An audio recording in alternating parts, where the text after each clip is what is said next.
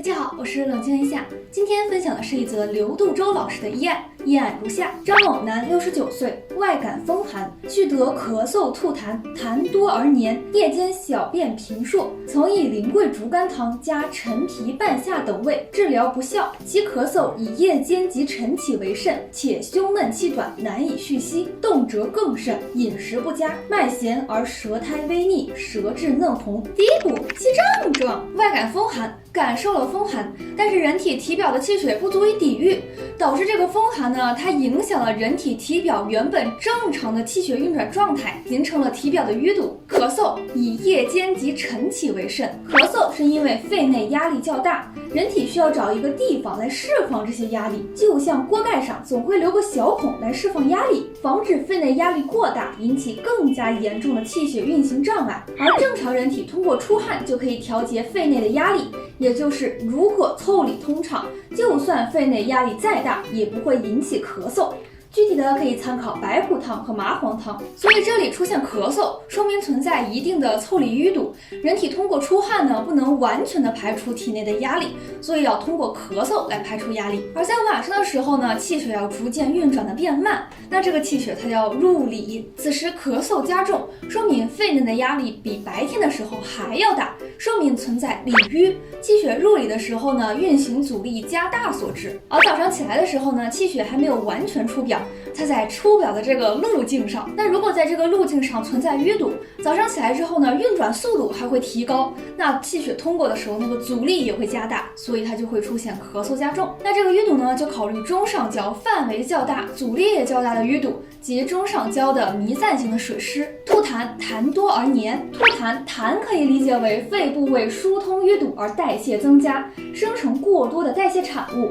类似于出汗。为了疏通体表淤堵而代谢增加，压迫毛孔出汗。那这里的吐痰呢，就说明人体上焦存在淤堵，人体为了疏通它而代谢增加，出现了过多的痰，痰多而黏，说明人体有较多的气血去疏通这个淤堵，导致这个局部的代谢非常的旺盛，所以分泌物的这个粘稠度增加，并且量多。胸闷气短，难以续息，动辄尤甚。中上焦存在淤堵，那气血聚集疏通就会引起胸内的压力增大，而压迫到胸壁，引起一种胸闷的感觉。如果是单纯的偏于有形淤堵，要达到难以续息的程度，肯定淤堵较为严重，会有疼痛之类的症状，但是这里未见，说明淤堵偏向于范围较大的偏于有形无形之间的淤堵，无形淤堵的阻力达不到这个程度，所以存在中上焦弥散状的水湿。因肺内的压力增大，吸气受阻，所以呼吸困难。运动之后，气血的运行速度加快，那气血通过它的那个阻力也会增加，所以这个胸闷会加重。夜间小便频数，就是晚上的时候小便次数多，晚上气血运转速度减慢，气血逐渐回收入中焦，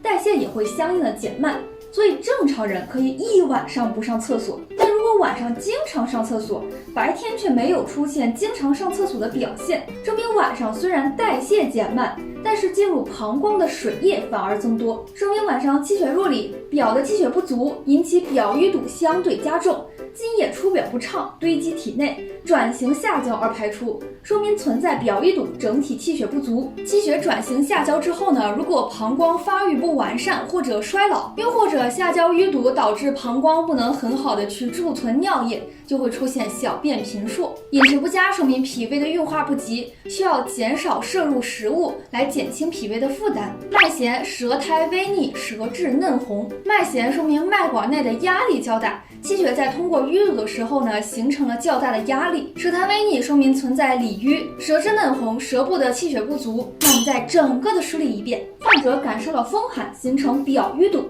人体会分配一部分气血到体表疏通淤堵，那里的气血就会相应减少。这个患者呢，大概率之前中上焦就存在一定的淤堵，当里气血不足时，里淤进一步加重，从而阻碍气血运行，形成上焦较大的压力，引起胸闷气短、咳嗽，代谢增加，引起咳痰量多。里淤阻碍脾胃气血运转速度，加上本身脾胃运化不及，而饮食不佳，因为感受风寒，表淤加重，晚上气血入里，表淤进一步加重，津液不得出表，转型下焦而夜尿多。所以总结一下，这个患者存在脾胃运化不及、气血不足、腠理淤堵，肌肉因气血不足而有淤堵，上焦淤堵，范围较大的水湿气滞；中焦淤堵，范围较大水湿，上焦以及中焦偏上压力较大。那整体分析完了，我们再看为什么服用苓桂竹竿汤加陈皮半夏没有效果呢？这个药可以疏通中上焦的水湿，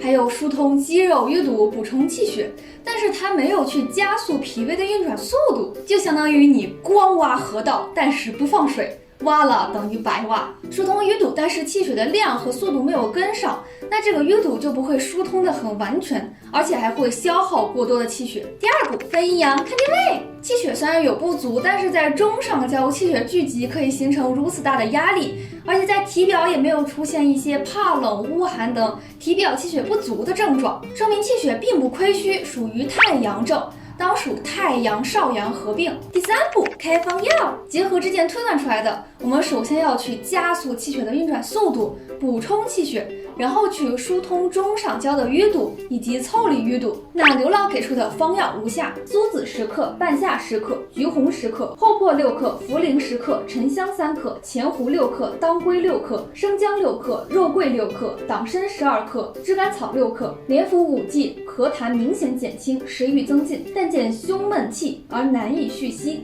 又以苏子酱鸡汤原方加红人参6克，沉香6克，服6剂而愈。可以发现之前用的苓桂竹竿汤加陈皮半夏，其实跟这个方子有那么些许的类似，都是去疏通中上焦的水湿，只不过这里加了去加速气血运转速度的药，并且把这个疏通的力量可能是增大了一些。之后咳痰减轻，食欲增进，说明上焦的淤堵疏通了一些，而且中焦脾胃运转速度也有所提高，但还是存在胸闷气。虽然中上焦的淤堵减轻了，本来应该胸闷气好转，但是它的速度提高了，所以这个压力呢依旧很大。也就是说，之前的药它的疏通力量还是不太够，所以后面又加了人参来亢奋里的气血运转速度，进一步去加速气血的运转速度来疏通淤堵。由此可见，对于淤堵的疏通，不仅仅需要一个疏通淤堵的疏通药，也需要去增加气血的运转速度，还有气血的量，来保证淤堵可以更好的去疏通，否则疏通了也是白疏通。那以上就是本次视频的全部内容，我是冷静一下，如果喜欢中医的医学生，喜欢我就点一下关注吧。